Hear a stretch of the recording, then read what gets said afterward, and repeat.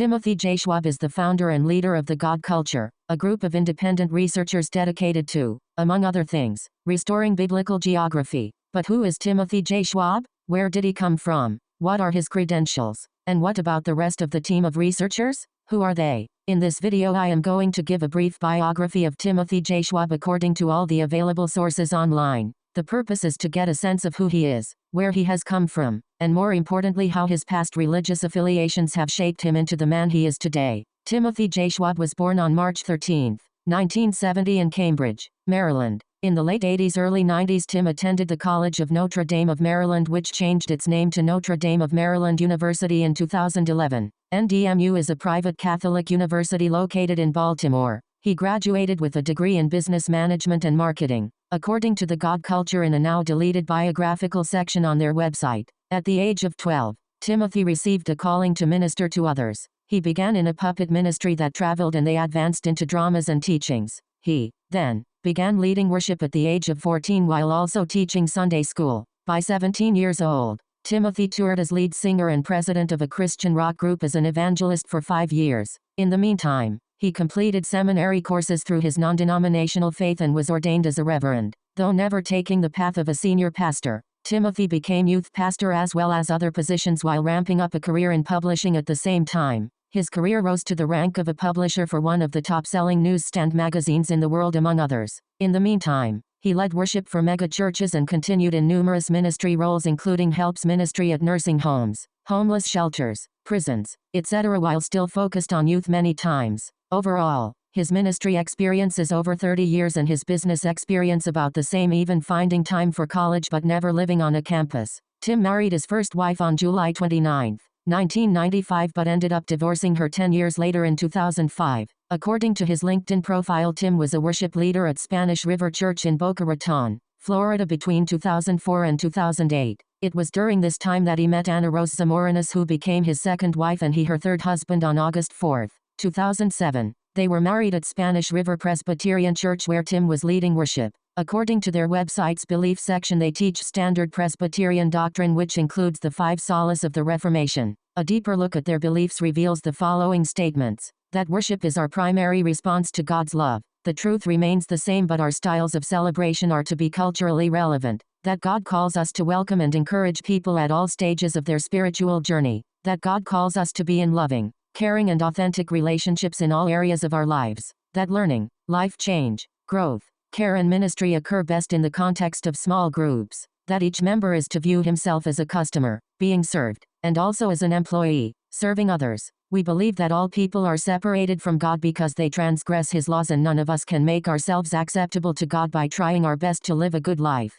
Being good or being religious cannot take away our sin problem. Those statements are very watered down, especially the last one about our sin problem. It would appear that these Presbyterians do not stress the doctrine of total depravity. For 4 years, 2004 to 2008, Tim was a member of this church, participating on the worship team as a worship leader. That means he was involved with the music but not the preaching. As a member of this church, surely he believed some of what they were teaching. At the same time he was involved with Spanish River PCA. He was also the worship leader for New Horizons Church between 2006 and 2009. What church this is exactly I am not sure and I won't speculate. What's important to see here is that Tim was actively involved in the ministry while living in Florida, taking the role of worship leader at 2 churches. While living in Florida and leading church worship services, Tim was also putting his college degree to good use by working for Florida Design, Incorporated as a publisher. This company publishes an array of lifestyle magazines. In 2009 Tim left Florida to return to Maryland where he would utilize his experience with Florida Design,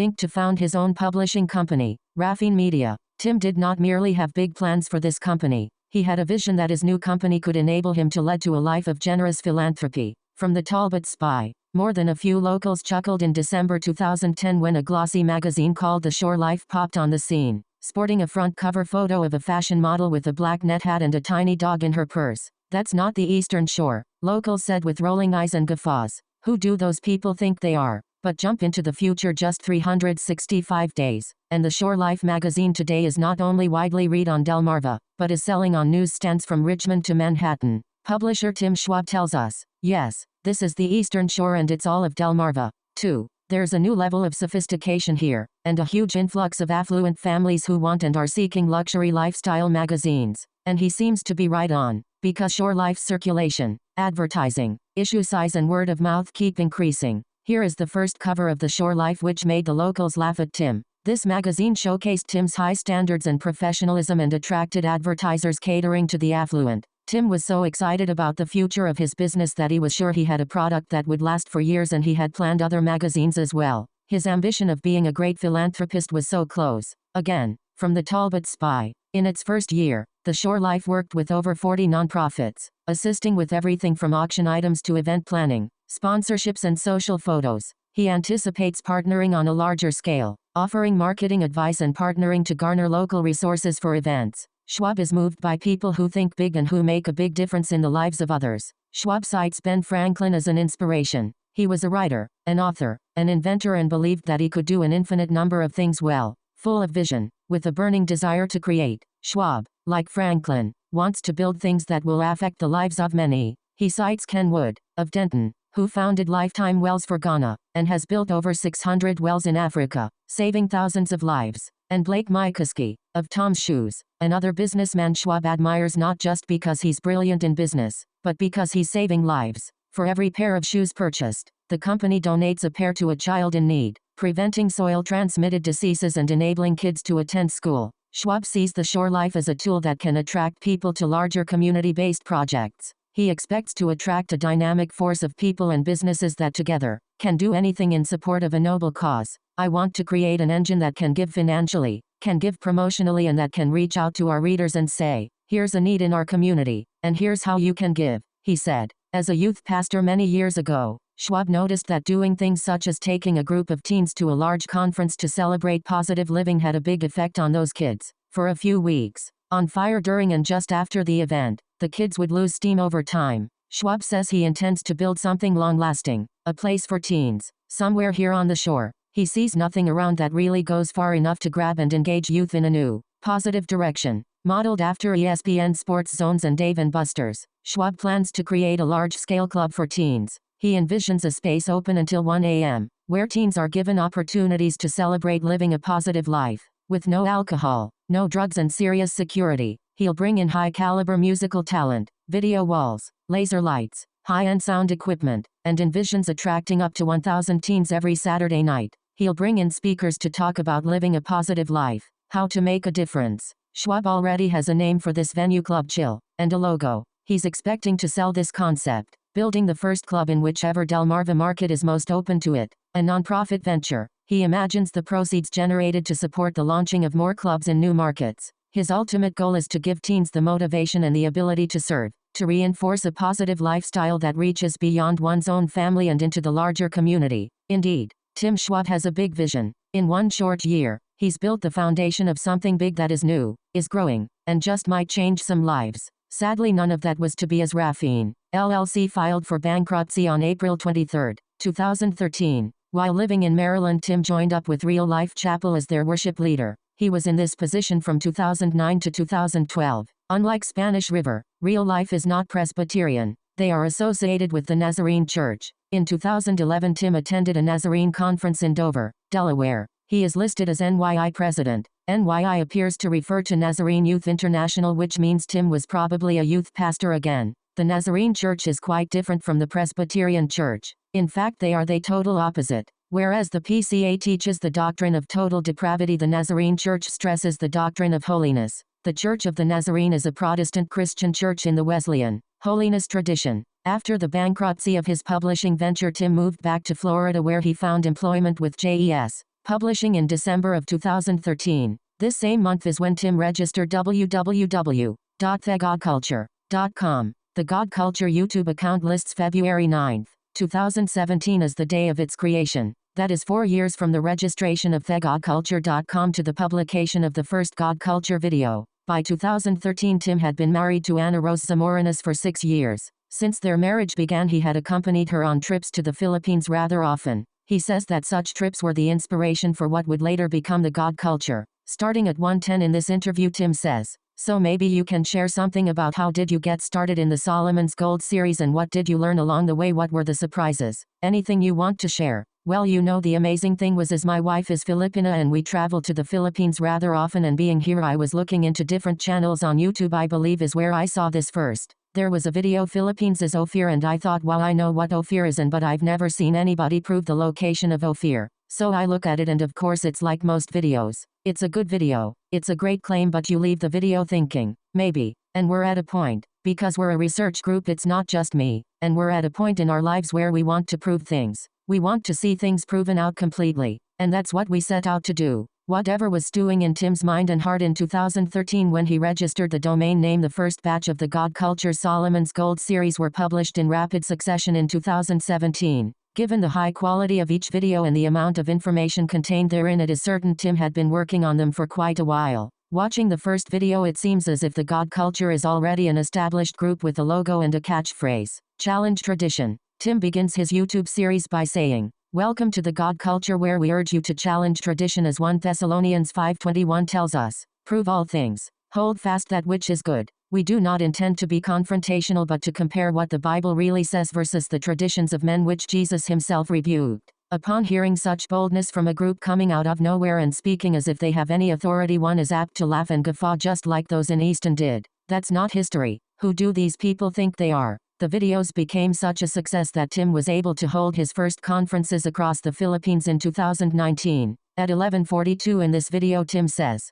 "We also want to thank our partner Pastor Paul Medrano, who has done so much to make these events a reality. We love you, Pastor Paul and Susan. This is not merely an effort of the God Culture, but of so many. Pastor Paul Medrano is the man who introduced Tim to Sifroni Dule. That is the man to whose house Tim was invited for an occult ritualistic dinner with the ancestors, where he took on the new name of Pedro. Soon after, Tim and his wife moved to the Philippines. What can we learn from this brief biography? We learn that Tim was once involved in the mainstream Protestant church, and then at some point he abandoned it. What we don't know is why. We don't see the progression of his spiritual journey. What prompted Tim to make the leap from the grace alone and Christ alone of the Presbyterian Church to legalism? What prompted Tim to drop Lord, God, and Jesus for Hebrew names? On a YouTube comment, the God Culture mentions they were involved with the Sacred Name movement. That's why we stay away from movements. When one builds such infrastructure, there is a massive need for fuel, money, to feed the monster, infrastructure. And it usually leads to their going off topic or sensationalizing to keep people's interest so they can continue to fuel the infrastructure beast, and this many times leads to having to take money from sources that may have an agenda, which is really the plan of entrapment, which is why this system is what is taught in seminaries, as it's the best way to ensure a ministry folds into the controlled narrative.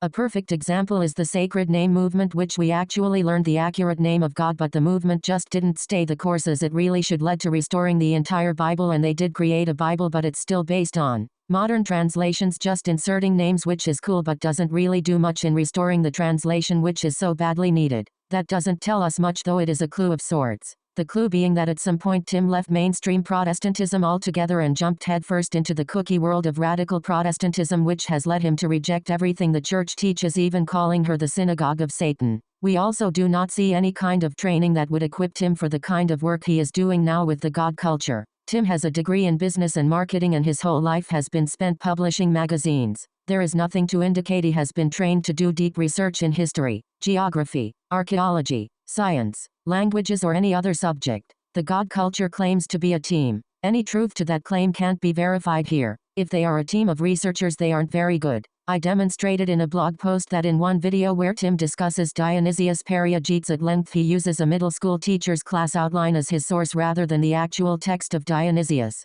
The result is he misinterprets what Dionysius writes. The God Culture responded by commenting, "Tim does not conduct all research himself, as we are a team, and likely one of us just sent him the link to the source, which is support for maps we already had. We represented the reference exactly as it is written, and no, we do not require going deeper to confirm something that matches maps we already have for a YouTube video." The God Culture team admits they are not big on doing proper research and getting their sources right. Then there is the issue of what Tim is doing here, how he is able to live in the Philippines and perform the work of an evangelist. It would appear that his American dream crashed and burned rather spectacularly, and he is seeking to carve out a new life with a new or the same old vision of helping out others, which he thought Raffine Media would enable him to do. But holding nationwide conferences teaching a false history of both the Philippines and Filipinos is not going to help out anyone. Neither is preaching a false gospel of keeping the law to stay engrafted into Christ. The good news of the gospel, as Paul so eloquently explains in Galatians, is freedom and grace in Jesus Christ, which is opposed to the bondage of the law. The evangel is not that man must keep the law, but that Christ has conquered sin, death, and hell for us by fulfilling the law. Tim has completely abandoned the gospel. I pointed out earlier that Tim is Anna's third husband and she is his second wife. That is not idle gossip. The fact is Jesus Christ condemns such marriages, calling them adultery. In Matthew 5:32 Jesus says, "But I say unto you, that whosoever shall put away his wife, saving for the cause of fornication, causeth her to commit adultery, and whosoever shall marry her that is divorced committeth adultery." In Matthew 19:9 Jesus repeats this same teaching. 9 And I say unto you, whosoever shall put away his wife, except it be for fornication, and shall marry another, committeth adultery, and whoso marrieth her which is put away doth commit adultery. Jesus also says the same in Luke 16:18, "Whosoever putteth away his wife, and marrieth another, committeth adultery, and whosoever marrieth her that is put away from her husband committeth adultery." What you have in Tim is a hypocrite pretending to be doing evangelism by telling people to keep the law when all the while he is in a constant state of lawlessness which no amount of feast keeping or Sabbath keeping will ever rectify.